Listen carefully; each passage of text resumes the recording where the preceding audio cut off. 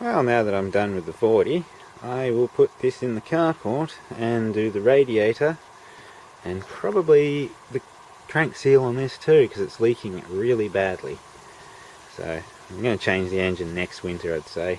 I just want, save up a bit more and use this as a work car until then. Even though the price of LPG is fucking ridiculous now. So it might be pointless putting the LPG engine in. Might be cheaper to run it on petrol again. Well, it is at the moment. LPG is like 92 cents a litre, and petrol's like $1.55 for what I use, usually. So it and you use almost twice the gas than you do on petrol. It's just ridiculous. Yes, I'll see if I can get this thing running again and move it. And I'm going to rewire everything. I've taken out the headlight wiring, fan wiring, aircon wiring, and I'm going to make it all pretty like that Series 3 that I did recently. So you can see I've set up the relays at the front nicely. I'm just going to do it all at once and uniformly. So,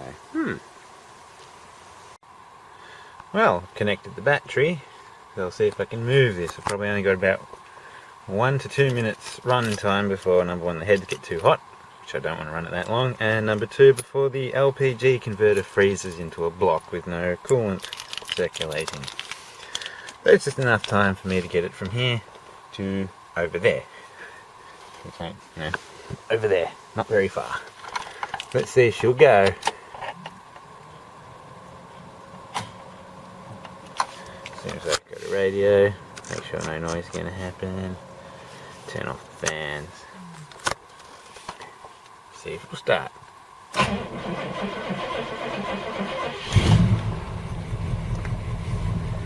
Oh, you gotta love LPG.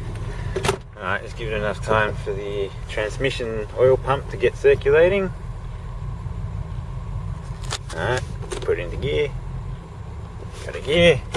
Handbrake off. Go backwards.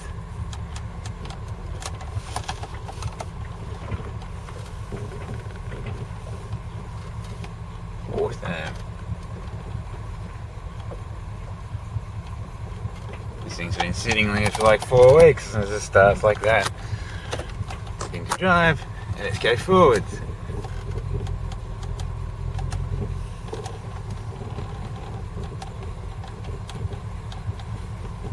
And turn it off. Beautiful. That's about as much time as you should ever run an engine with no coolant in it. And if it's got an alloy head, well, just don't run it with no coolant in it. So, mad. Alright, I've got all that apart, and yeah, I've hammered the screw into the seal and then turned it 3 turns. So, let's try and do this on camera. Knowing my luck, it'll probably all go wrong because I'm trying to do a video of it. There we go. Seal out.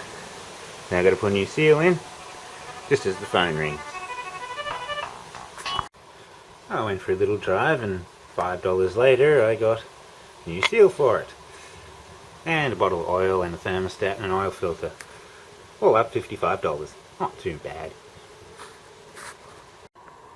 Well, surprisingly, there's no ridge on this shaft. Nice and smooth. So, balance is still good.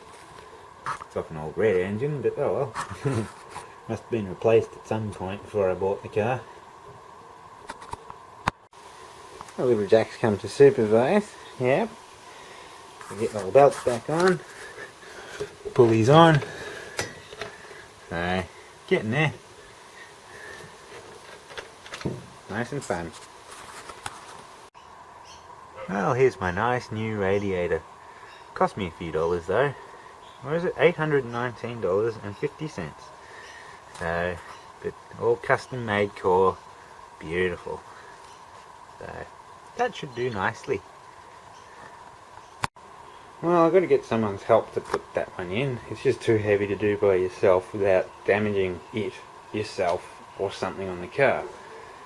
So, if I took the bonnet off, I'd be able to do it myself. Fuck that. So, I'll get a helper.